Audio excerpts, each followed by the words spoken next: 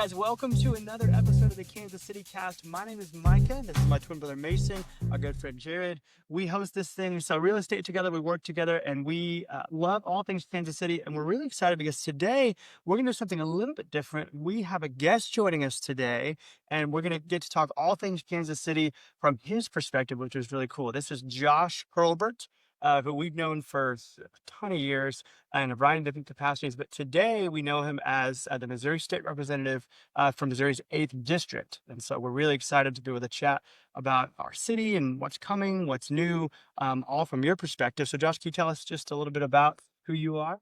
Yeah, so I live here in Smithville, represent the 8th House District here, which is basically rural northern Clay County and southern Clinton County as well. So live here in Smithville with my wife, Ashley, and 4 kids. Rose is 9 in 4th grade, JJ's 7 in 2nd, and then Rebecca's 3 and Michael's 20 months old.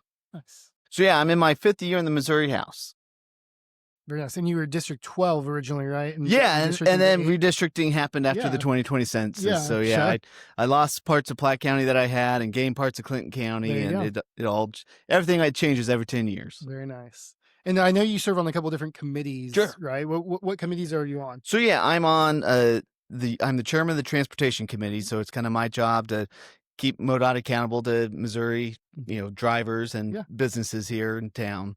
Also, I serve on a couple other different committees. That way, the biggest one would be education. Cool. Also, just trying to make sure that our kids get the education they deserve here in Missouri. Cool. That's awesome. And so, obviously, you call Smithville home, which is great. Mm-hmm. How did you wind up here, and what keeps you here? Sure. So I was actually born here in Smithville at then Spelman Hospital back when it had a maternity ward. Yep. Shortly after I was born, they shut the whole thing down. So can't have any more Josh Hurlberts coming. So grew up in the Kearney Holt area, married a Platte City girl. So we split the difference and moved back to Smithville. And so, yeah, we've been here for 18 years now. Very cool. Very cool. Yeah, I bought a house in 2010, back when housing prices were just a little bit different than what they are right now. Yep. Especially up here. It's changed just a little bit for me. Yeah. Oh, it's been nuts watching some of the other houses in our neighborhood get sold for, we bought our house. It was one of those built in 2000, turn of the century, starter homes that way. But we bought it for 114, and now all the houses in the neighborhood are going for 300. Yep. It's wild. It's wild. Cool. So as we talk about Kansas City a lot, and we love Kansas City, and obviously you serve our state, so you have an affinity for the same things we do on some level, right? Sure. Well, what do you think makes Kansas City the Kansas City Metro such a unique place to live? I think it's the people here. So we have, you can, if you were famous, you can walk into any restaurant and people will generally leave you alone. Yeah. If they'll let you have your time, and people treat each other nicely around here as well. So, obviously there's always outliers that way, but sure. It's the people that kind of, I think that makes Kansas City special that way. Yeah, definitely. Patrick Mahomes might not agree with you, but outliers, right? Exactly. Outliers.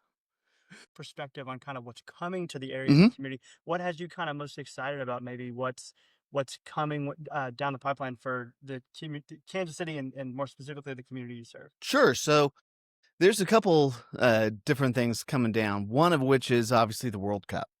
Yeah. So the World Cup coming to Kansas City next year is going to be huge. You talk to anyone outside of the United States, they know New York, they know Washington, D.C., they know Hollywood, and in between New York and Hollywood, they think it's, we still ride horses and carriages, and we're trying to make our way to Oregon and not get dysentery. So the more we can kind of correct some of those misconceptions that Kansas City is a special place. It's a growing place. It's a thriving place. I think is going to be key, and putting us on the world stage is going to be huge. And one of the things I'm looking forward to is I really wanted, it's not just an entrance to, the world to Kansas City, but it's also Kansas City to the world. I am excited. I really want to take some of my kids to the World Cup games and just give them a taste of the world stage that way, and just the differences that there is across the planet. Yeah. and different cultures. So the other thing that I think, especially from a development standpoint, that's going to be interesting for the Northland is the whole data center component. Yeah. So We were talking about that on the way up here. Yeah, on your drive up, you drove past the Meta data center. We did. Google's building a giant data center on the other side of the highway from Meta. And then over closer to Platte City, they've got a $100 billion data center under development. Yeah. So, I mean, those are construction jobs, but they're not permanent jobs. Sure. But at the same time, you're changing the narrative and you're bringing investment into the Northland that, doesn't currently exist. I mean, people don't realize that there's 350,000 people that live in Clay and Platte County. This isn't a podunk part of Kansas City either. This is it's an advanced and it's thriving area, and we've got great communities, great schools, and I think there's a lot here in the Northland to be very proud of. Yeah, and so from your perspective, obviously you get to see some of the inner workings of how those things happen. Why do you think these large companies are drawn to the Kansas City Metro? Part of it's the location. Being in the center of the country is a huge draw. I mean, especially not as much on the data center side because that can go wherever, but warehousing. I mean, we're getting some of these big warehousing projects in the metro, and those are large job creators, and those are coming because of our central location. That someone can order something and it can be on a plane to wherever it needs to be, or on a truck, and get to their house in 48 hours, and it's somehow we make it work that way. It's not good for my Amazon budget, I can tell you that much. That's the truth. Yep, it's easier and easier. That stuff's gotten so crazy too. Same day. Absolutely. It's wild. Yeah. It's wild. It's so cool to see the growth for our city. I think we talked about this before, but even just the way Kansas City sports, with the success of the Chiefs and all of that, has put Kansas City on the map nationally. It's so exciting to see the World Cup coming. Right. I think that's one of the biggest reasons we have the World Cup coming in 2026 is we were put on the map by just our sports success. Not only the Chiefs, but with Sporting Kansas City doing well. Now we've got the KC Current. Yep. And then obviously the Royals with their kind of World Series runs back in 15. A decade ago now. I guess it's been a decade. The Royals have to catch up here. It's so cool to see the impact that sports have just on our city. For sure. Yeah, I mean, the dollars and cents that will be trickling into Kansas City in large amounts over the next year until the World Cup is here is just massive economic impact, right? Absolutely. It's really great for our city. Definitely. Cool. And so as we kind of think about, Kansas City and the people here, as you clearly say that, you love the people here, you think that's what makes it unique. And I think we would all agree with that. Yeah. Who's somebody that kind of stands out as like somebody who kind of inspired you or, drew you to, and, created your view of what Kansas City Metro, your district, kind of who stands out? Sure. I guess of the recent variety, one could say Andy Reid would play a big part of that. I mean, just a quiet leadership, it's no matter if the ball hit, someone's hands and it bounced off for an interception, it's always, he takes the blame. No, I didn't prepare everyone good enough.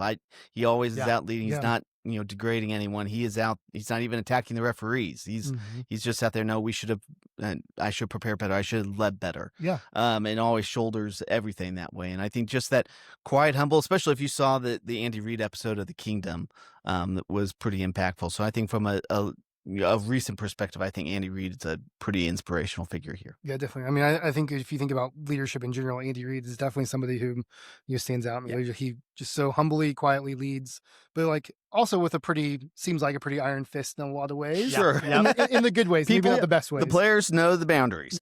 And he does it in the right way, which is great. Yeah. Well, I've never seen shaken either. I mean, you see him on the sidelines. You wonder what's happening. The same face. You're not going to get any kind of reaction. And, we have no idea what he's like behind closed doors. Sure. It is cool to see the way he leads that way. Yeah. Yeah. I think the only way to get a reaction out of him is to bring a cheeseburger in the room. That's true. That's probably true. That's right. What do you think one of the biggest misconceptions about our city is? Well, again, I kind of alluded it there talking about the World Cup, but just that, we have this nickname of Cowtown that that's stuck with us from the stockyards, that all we are just this rural, folks that way, which is, there's nothing wrong with being rural, but that's also not Kansas City either. We're not just, slaughterhouses. We're a whole lot more than that right now. Yep. And just, breaking that misconception that, again, this isn't just people passing through Kansas City on their way to Oregon. There's actually people here. There's a growing and thriving community here that's on the bleeding edge, especially as almost a new Silicon Valley type is starting to take hold here. Definitely. Yeah. I mean, you said you grew up in Kearney Holt. Mhm. You're obviously in Smithville now. Yeah. You know, when we think about like areas that are growing quickly and developing in ways that 10 years ago we never would have imagined. I mean, all those places are what's happening, right? Absolutely. This Highway 92 corridor is just blowing up. These communities that you used to think were they're in the sticks, right? Like they're way out there, and now they're like, oh well, I show clients houses in Kearney and Smithville and Platte City all the time because Absolutely, they're now the suburbs that people want to live in the Northland, right? All kinds of new builds going up to places like too. Yeah. Oh yeah. Builders are coming in, they're building for those communities, and they're really growing. Yeah, from a policy perspective, it's about the only place you can build because Kansas City's made it so difficult anymore to build. Yep, that is the truth. That is fair. Yep. Yes, I made it very difficult to build a house in Kansas City these days. Which in turn is really great for cities like Smithville, absolutely, is because the builders want to build. So they're just looking for what's the next great opportunity. And there are several builders that have pulled out of certain pockets of Kansas City for that reason. And that just gives all the more opportunity for cities like Smithville, Platte City. Well, and obviously there's a housing demand issue right now. Sure. We cannot build housing fast enough. Right. And to put some of the barriers that the Kansas City government has done is just mind-boggling that way in the middle of a housing demand. Yeah. Do you run into some of those conversations in your role in the state house there? Yeah, I mean, we absolutely do. I mean, the biggest thing comes back to some of the rules that these local municipalities are putting forward here. I mean, you don't want the state government to become the planning and zoning department. Yeah. I mean, what we do in Jeff City, you can't have a one-size-fits-all approach. But at the same time, when cities are exacerbating issues like Kansas City has here, there comes a point when the state government needs to come in and roll back some of these issues. We did that in the Missouri House last spring. We would have it would have rolled back those Kansas City green energy mandates that they were putting on new builds, and weren't able to get it through the Senate this past year. But it is absolutely something we discuss it at great length. Yeah, lots of heated conversations. Oh yes, yeah. You mentioned too, it's not a one size fits all. Obviously, across the state of Missouri, there's all kinds of different communities. I think Kansas City, St. Louis being sort of the larger metropolitan areas, obviously, but then a whole host of things in between there. How do you see those differences play out between maybe people in your district and the things that you're thinking about in these larger municipalities versus somebody kind of in the middle of the state? And how do you guys work together to do those things? Right. I mean, shoot, my district is right in the middle of it all. So I've got 7,000 constituents with a KCMO address. Yeah. And yet I also then go up to Gower and Plattsburgh and Lathrop, where it's a very different conversation with folks at the at any restaurant or any place like that you go. So, we have a very diverse state. I mean, like you were saying, from the urban municipalities in downtown Kansas City, St. Louis to, Worth County up in northern Missouri has 1,800 people in the whole county. I mean, we've got that in a neighborhood here in our neck of the woods. So it is always a challenge that way to have all these different perspectives across the state. And that's why as much as possible, you need to try and, just kind of set a floor from a state policy and let the cities kind of manage and counties manage their own affairs as much as possible. The multifamily housing situation is going to be very different in Kansas City than it is in any of these rural communities. But at the same time, you need these cities to be forward thinking and growing, not, putting up layers that are stopping that. Yeah. And so obviously you have client or constituents. That's the word I'm looking for. Clients. You have clients. I have constituents. C words, it's hard. Yeah. But you have constituents who, their lives are more urban. They live maybe in the suburbs who are commuting into downtown. And you have farmers and people who live in small town communities. How do you balance, they have different needs, different desires. How do you kind of balance that in your role as a representative? Well, for example, we're having discussions on whether we need to put a roundabout on one of our highways here in my district, which, works great if you're just, going to work every day and not a big deal. But if you're trying to pull, a semi full of grain through a roundabout and then on both sides of it is uphill, that's a very different different- conversation. Yeah. Yep. So there's no silver bullet trick. If there was, we would have already adopted it right now. But it's always trying to find that balance of needs that way. There's no solutions. There's only trade-offs. Yeah. And just how do you balance it all out? You've been obviously in this area a long time, Kansas City in general. Do you have a favorite memory about Kansas City that kind of stands out to you over the years? Sure. So one of the cooler ones was I was actually at the MLS Cup final when Sporting won it at Children's Mercy Park 12 years ago. So Ooh, very it was my dad's Same. birthday, so I took him with me. Same. Yep. That's pretty. Yeah, Jared's cold. I'm a big soccer guy. Jared's so a big soccer guy too. So Yeah, so me and my dad went down there and so watched the whole 120 minutes of soccer and then PKs afterwards in the 7-degree weather. So Yep, it was wild. We gave up a goal in the 7th minute, and it was just dead quiet in that stadium. yes, except for the RSL section there in Yes. the south stand. that's incredible. I always feel like you mentioned it was like I have Sure. Chiefs Mhm. playoff memories, and I think it makes it so much better when it's 10 degrees below zero. There's just something about that makes it stick out in your mind.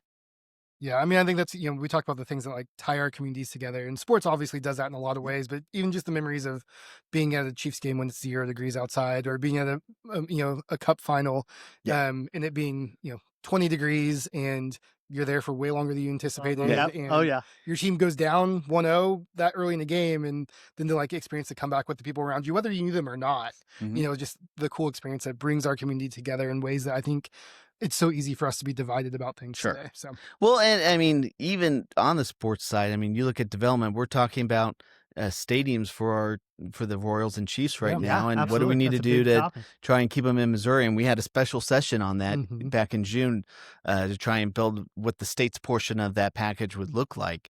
And it really is important to keep those teams in Kansas City, keep them on the Missouri side of the metro, just for that growth and that. Not just civic pride, but what it's going to do to our economies that way, especially if they were to leave. I mean, right now we are getting very close to the Royals coming to North Kansas City and announcing that build. I have a feeling. I've not been in the behind the scenes discussions that way, but what you see coming out in the news and that kind of stuff makes it seem like we're getting pretty close to an announcement that way. And what that would do to transform North Kansas City and the Northland to have the Royals north of the river is going to be big. Yeah, that would be huge. I think it would help the city expand even further. I think you'd see down. We're already seeing a little bit more of that, just as kind of the Berkeley riverfront area starts to kind of That's expand a little developed bit in the more. last few years. If they build the stadium in North Kansas City, the next thing that's going to be built is the streetcar up to the new stadium. Yep, they're going to connect it north of the river, and that's after that, then there's nothing holding back to the airport either. Yeah, I mean, we always talk about transportation being a big bottleneck for us in Kansas City. We drive everywhere because we don't really have another option. But the mass transit's very light around here. Being able to bridge the river there, I think would be huge. Would drastically change, I think, the face of our city in ways people probably wouldn't expect. Yeah, absolutely. Part of that, I mean, we say we have traffic problems. We don't have traffic problems. That's very true.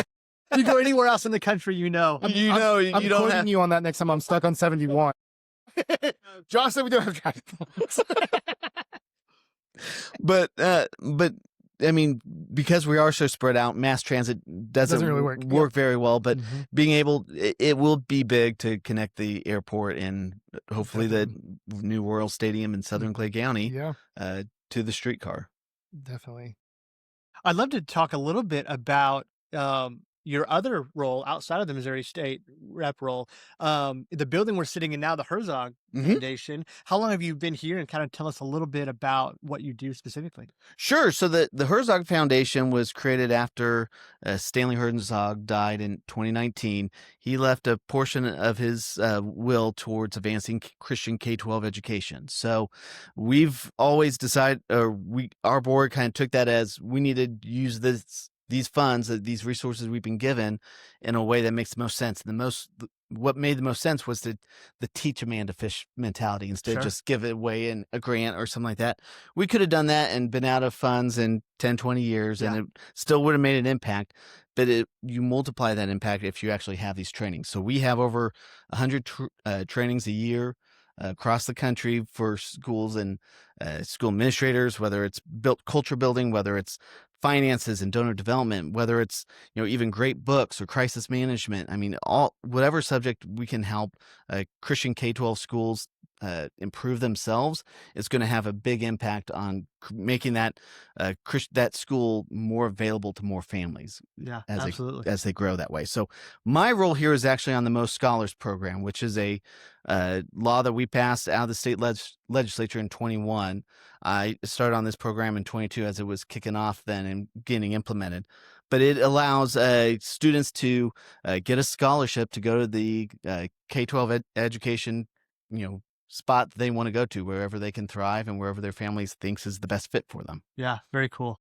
So, Josh, obviously you're in a unique role the way you serve in the Missouri State House. What drew you to that position in the first place? What made you decide? Sure. So I graduated from Park University in 2008 when no one was hiring because we were in the middle of a financial downturn that way. I ended up getting a unpaid internship on the campaign of Congressman Sam Graves, his reelection.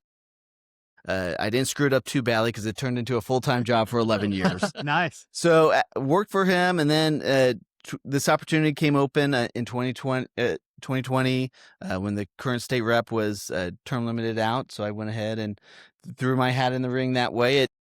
Smithville's always been close to my heart, especially I actually live in a neighborhood that got hit by a tornado back in 2017. So, seeing the community come together, I kind of felt I owed it a little bit that way as well. And I want to see Missouri where my kids have the same opportunities that I had growing up, that they have the education they need, that they have the jobs and everything else that they need in order to raise their families here and have a great, achieve that American dream that we always think about. That's incredible. So you ran kind of during COVID? Yeah. So it was kind of weird to knock on doors when you're not supposed to talk to people. Yeah. Right. So it was kind of a lot of, just leave a little handout on the door. I was here. Yep. Spray with disinfectant. Yeah. It was a weird campaign cycle to campaign in the summer and fall of 2020, but that's kind of what you had to do. Yep. So crazy. And obviously, yeah, you were successful. Yeah, it's been a friendly district. I'm honored to have the support of the constituents that way, and been reelected 2 more times after it, and got 1 more to go. There you Very go. cool. That's awesome. That's great. I'm sure the following campaigns were a little easier.